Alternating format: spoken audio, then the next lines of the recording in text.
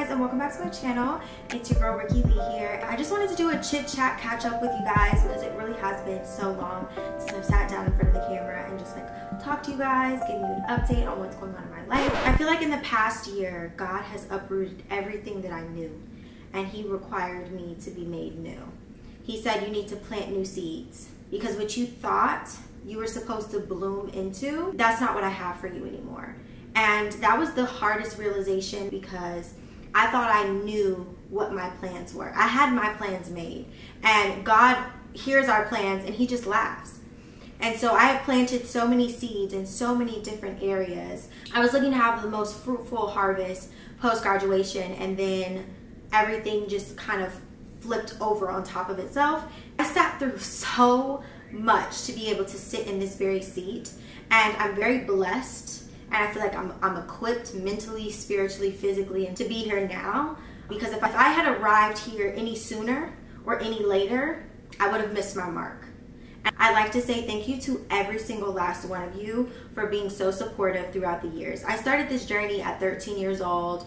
My very first video being a what's in my bag. I had a little baby lips balm, a sparkly wallet, and $3 in it. But I had a big dream and aspirations, and the fact that I get to sit here today and I'm talking to you guys and I'm giving you insights on what the almost 10-year journey has been like is insane to me. But what I will say is, do not be so firm and set on your own plans that you miss out on the promises that God has for you. I was so set on doing things the way in which I saw my peers doing it, people in my industry doing it, that I missed out on the fact that God has certain promises that He has for me and me only, and I have to just walk, my purpose path in order to get to where I'm called to be. I can't keep looking to everyone else's directions to guide me when He's the only person who truly can guide me to where I want to be and where I'm called to be. And so I feel like in the past month, my frontal lobe has fully developed, and I'm telling you, literally yesterday, I got stuck on the elevator in my new apartment building.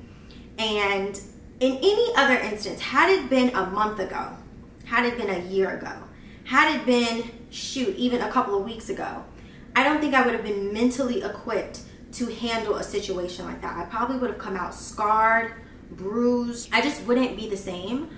But I can honestly say that I was okay. I kept myself calm.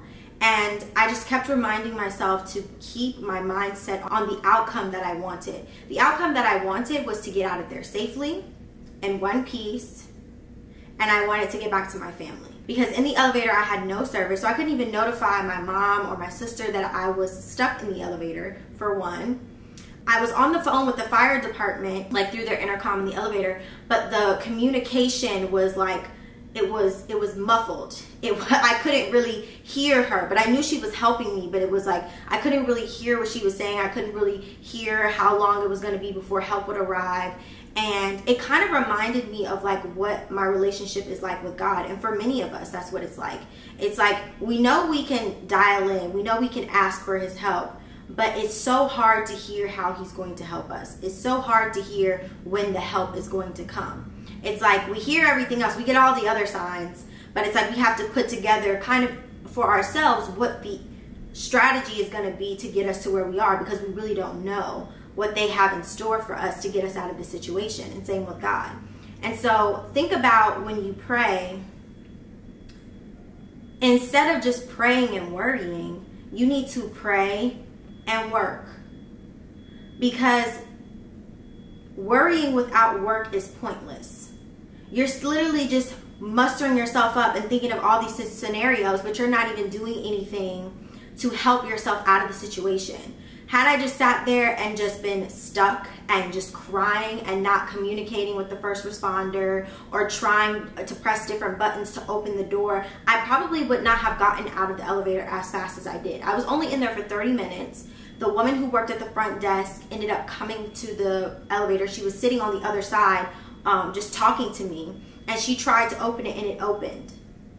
But my point is, at all times, we have the option to dial in for help. But before we dial in for help, we need to dial into self and self-soothe. You have to be able to manage your emotions and manage your responses in very stressful situations, because that can make or break the longevity of your life, one, because stress is the #1 killer, especially for Black women. And also, you need to just be able to calm yourself down. At the end of the day, whatever it is that you're going through has to stop. It has to come to an end.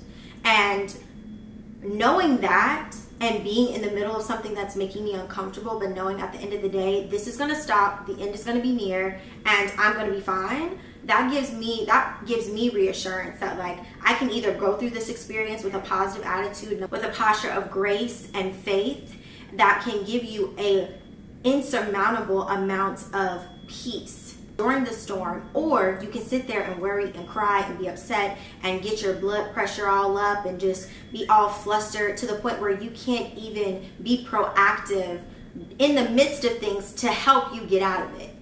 And for a lot of you, I feel like you think that you have to walk life alone. You think that you go through situations alone, and you're never alone. That first responder sat on the other side of that call, and she was just talking to me. She was like, you know, just keeping me alive in that instance where I was so nervous, and I thought that that truly was like the last time that anyone would have ever known me.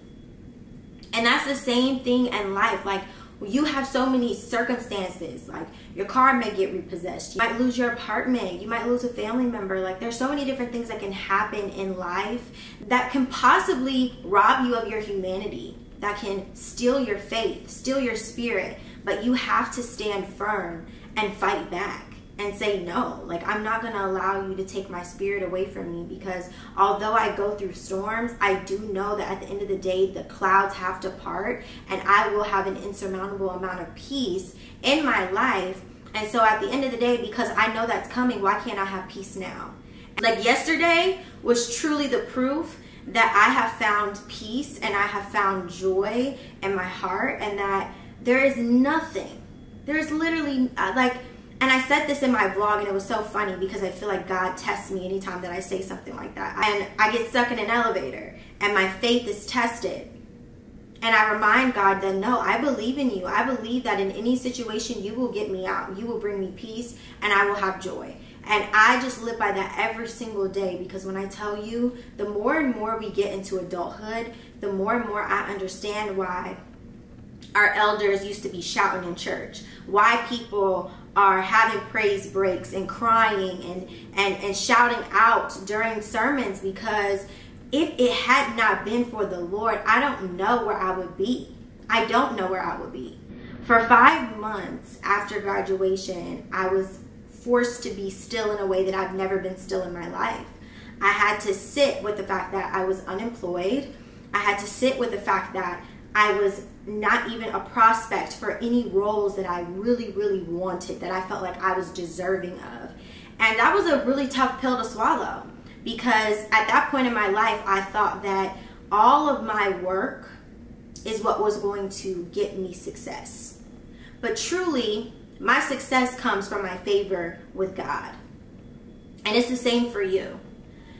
I say all that to say that none of what I have today is by my own merit.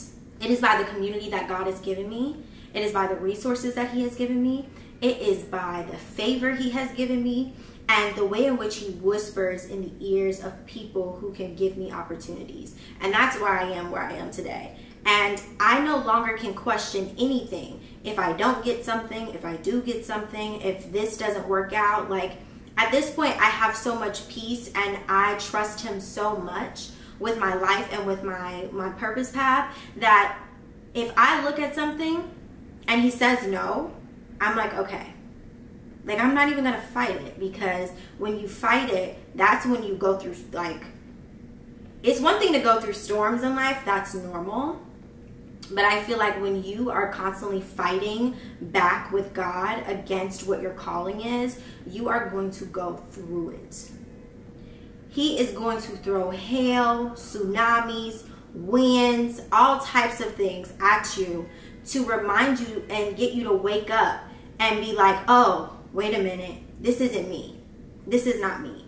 And you wonder why you never feel comfortable, why you never feel safe, why you never feel satisfied or content in the spaces that you're in. And it's because that's not where you were supposed to be in the first place. And so he's sending all of these different things to remind you, like, girl, wake up, wake up, wake up. Don't be asleep.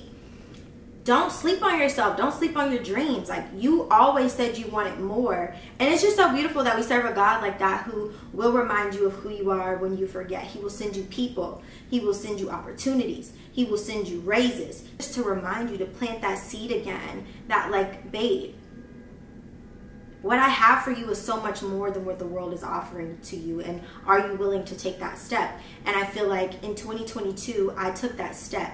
And I read the book, When Women Say Yes to God, and my life has continued to prosper. I've continued to elevate, and I've continued to grow. But I will not sit up here and say that life has been easy, because it has not been. Life has been rough. I have been depressed. I have had extreme anxiety. I have had heartbreak. I've experienced a lot of things in this past year that has made me far more resilient as a woman. And it's made me have an insurmountable amount of peace at the end of the day, because I know that I can't be broken. I won't be broken, because one thing about me is I'm going to fight back. I'm going to fight back. I might be tired. I don't know how long I have the fight in me, but I'm going to at least try, because at the end of the day, I know there are women like you who are watching today that are waiting for me to show up, who are waiting for me to encourage them or drop a product or a resource or something to help you get to where you're supposed to be. So who am I to sit here moping up in my feelings and upset about this little thing, when, like, little things are gonna happen? But what's a little thing to a giant? You get what I'm saying? We're all giants because we're rooted in our faith. And we are literally supposed to just squash these little inconveniences and just keep it moving. Uncomfortable going through situations where, you know, things are being stripped away from you, but I promise you, God is, like, just resurfacing the canvas so he can paint an even better picture. Because so often we get caught up in the little things and the little strokes and the little instances in the bigger picture, and God's like, I need you to zoom out for me. Let's zoom out, let's start fresh, and let's redo this.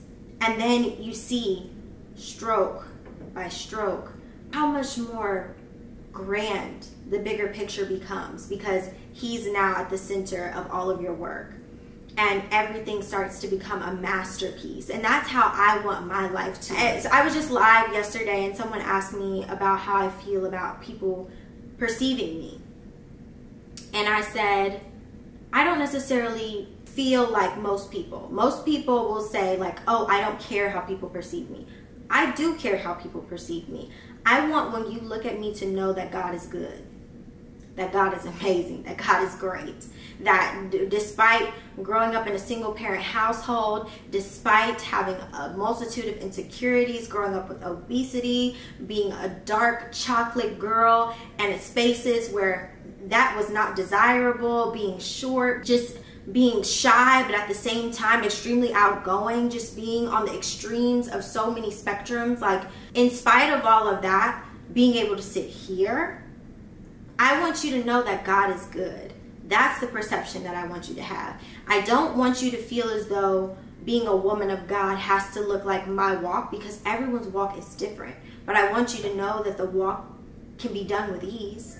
It doesn't have to, you know, be crazy. And you might stumble. You'll see me stumble. You'll see me fall. But I keep walking. I keep going.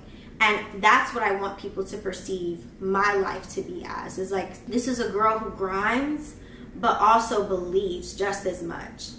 She doesn't grind because she doesn't believe that God is going to make it happen for her. She grinds because she knows he's making it happen for her.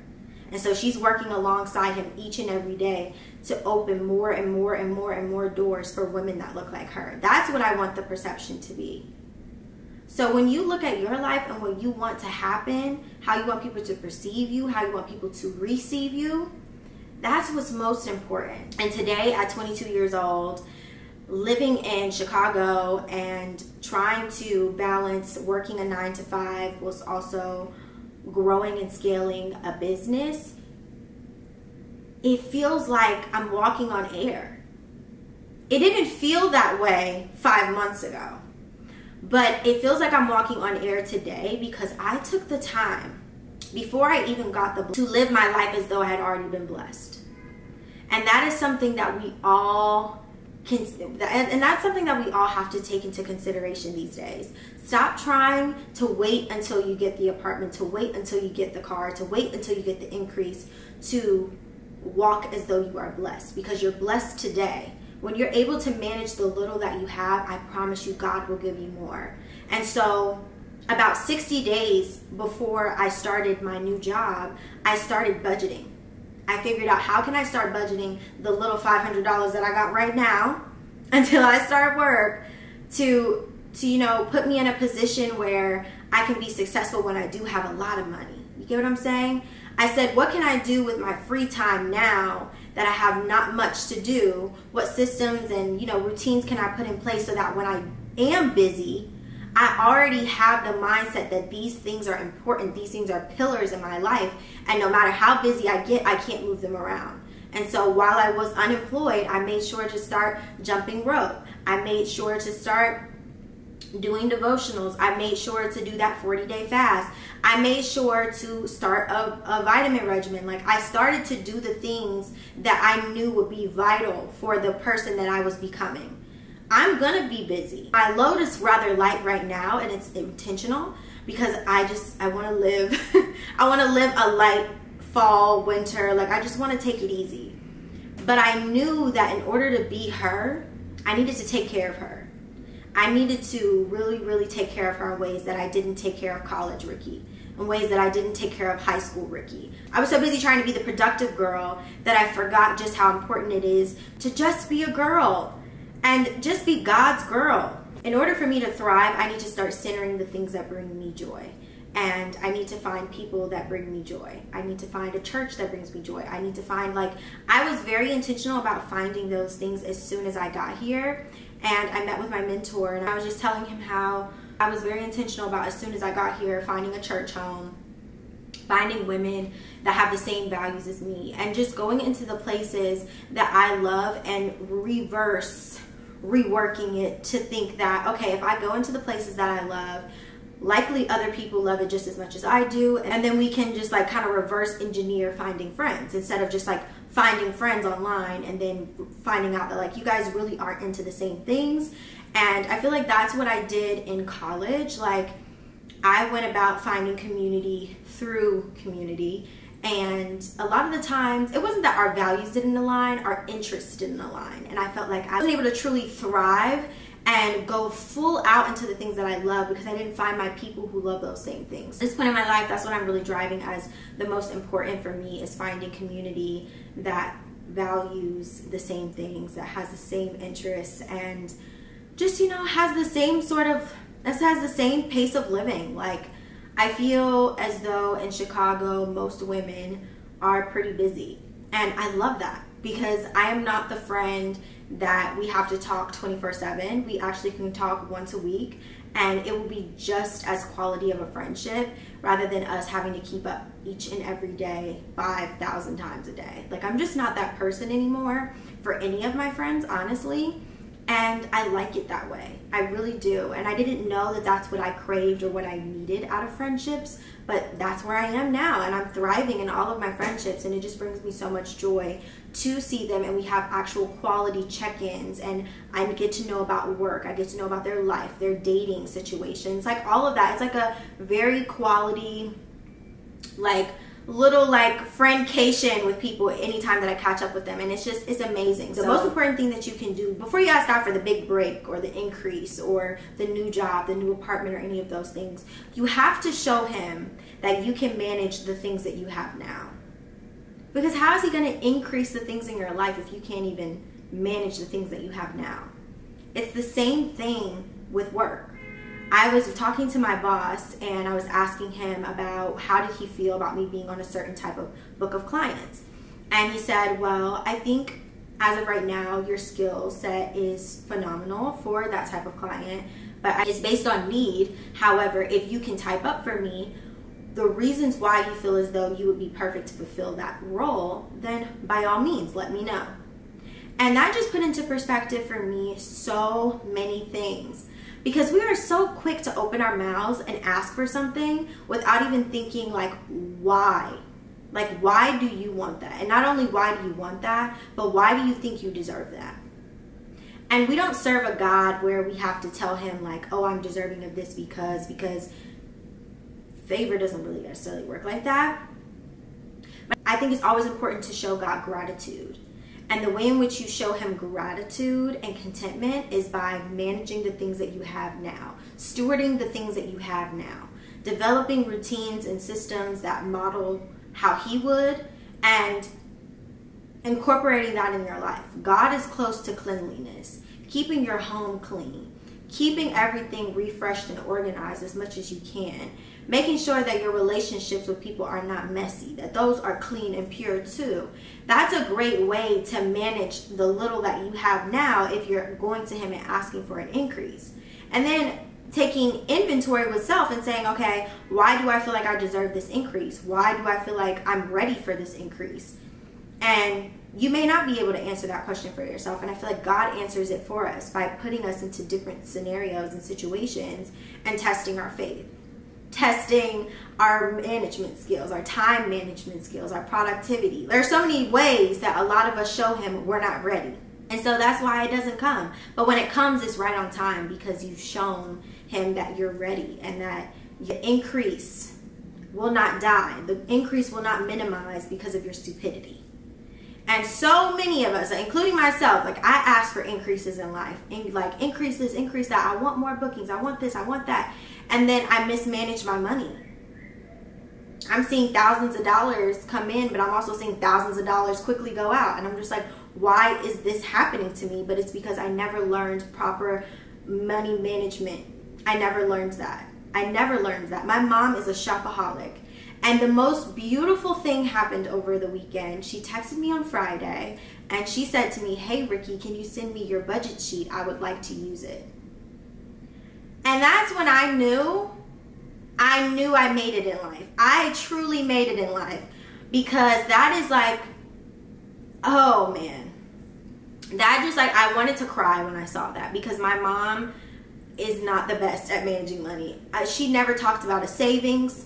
Like learning about equity and assets and ownership and stuff like that. Those weren't conversations that I had with my mother. So going through life as I get money, I just think about, okay, how am I going to spend it? Like I'm not really necessarily thinking about saving. And so from conversations with friends, I learned that one of my high school friends had $1,000 saved, and that like lit a light up in my head. And I'm like, oh, I'm making all this money. Like, why don't I start saving?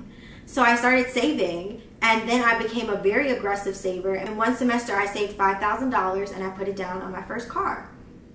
And so it's just those little things. Like you never know how the way in which you're living your life or you're choosing to do things can inspire those people around you. And that to me is true influence. I'm not here to influence you just to buy cute outfits and, you know, take this vacation or go to this coffee shop. I'm truly here just to plant seeds and inform you guys of the ways in which you can change your life in very, very small doses. They literally compound and they change the trajectory of your life. 60 days before getting my job, creating a vitamin regimen, working out, reading my Bible, going on a 40-day financial fast, I feel like completely changed the trajectory of my life. Completely changed the trajectory of my life. And now that I have money, I'm not just like looking at each and everything and being like, oh, I'm gonna buy that.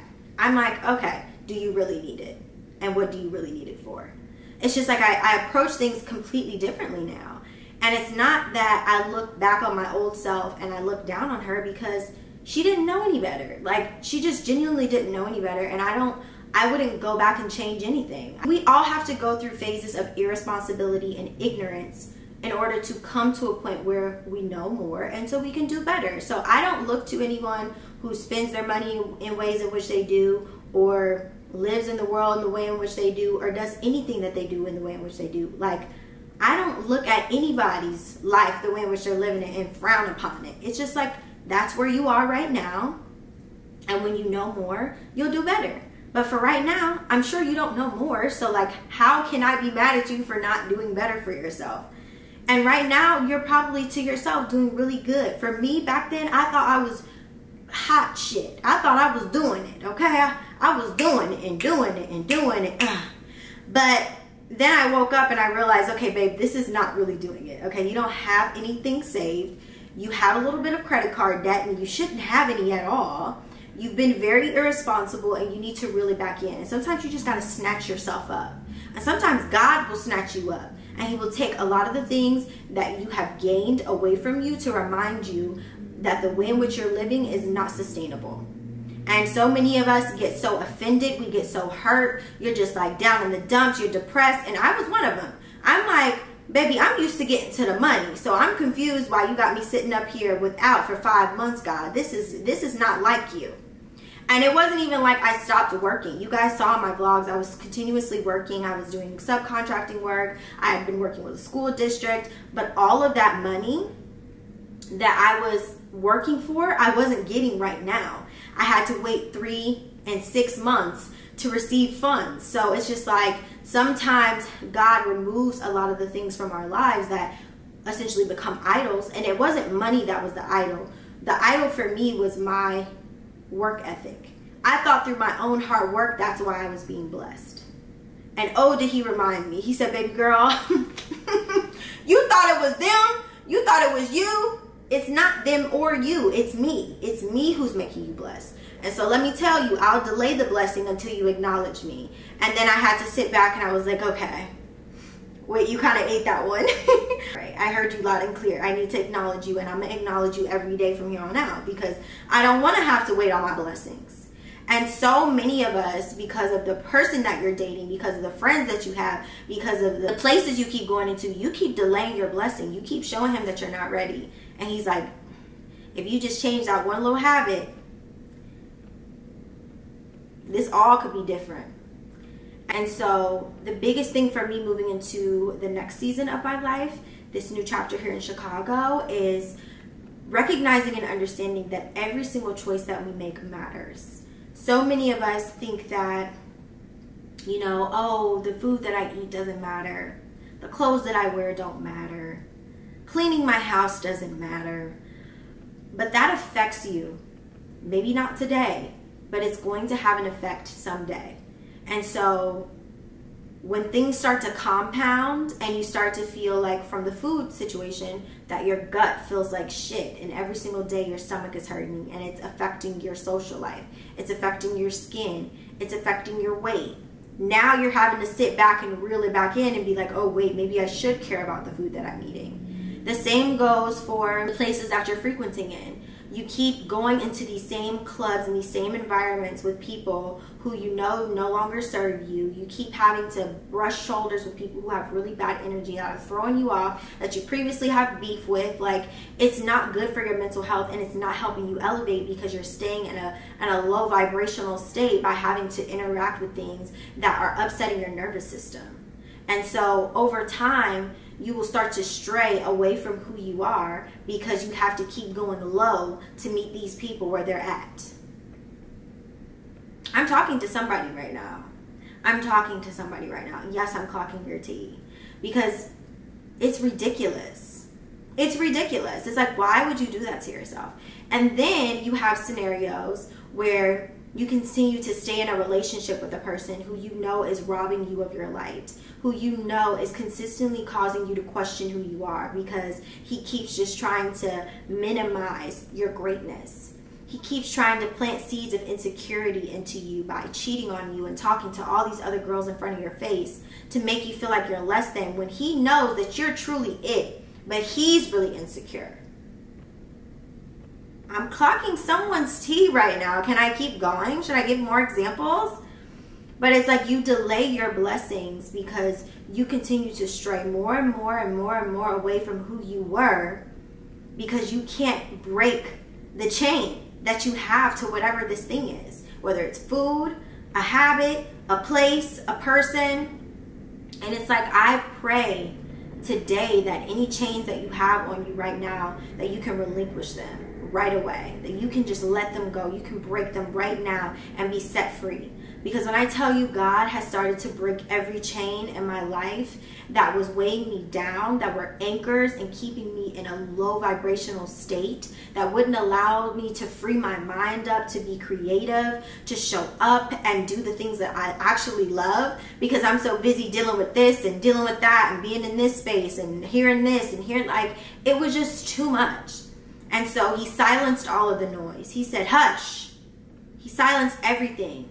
And he removed all distractions, and he put me into a quiet place with him where we were able to go back to the drawing board and say, okay, Rikki, look, this may have been what your last chapter looked like, but we're not doing that. We're cutting this character. We're cutting that character. This set, we're removing it from the production, okay? We're not even going to allow you to go there anymore because it doesn't make sense. The new you, the character that we're building for this chapter, she doesn't go there anymore. And I was like, really? And God was like, yeah. I'm saying all this to say there are so many things that are going to be thrown at you, and you have to decide if you're going to stay tied to those things or if you want to set yourself free. And I have chosen to set myself free from anything that is going to weigh me down, anything that's going to cause me to question who I am, or, you know, just remove my focus from the things that matter. Because what matters most is being a vessel for him and him only, and showing up in spaces so that people can receive me as well as him. And that's my biggest priority these days. And so whether that looks like through my podcast, through planners, if it looks like it's through my Instagram outfits, I feel like my whole purpose is to come into people's lives and, you know, be able to plant seeds of faith and grace into every single one of you, and to remind you that every single chain that you have on your life can be broken.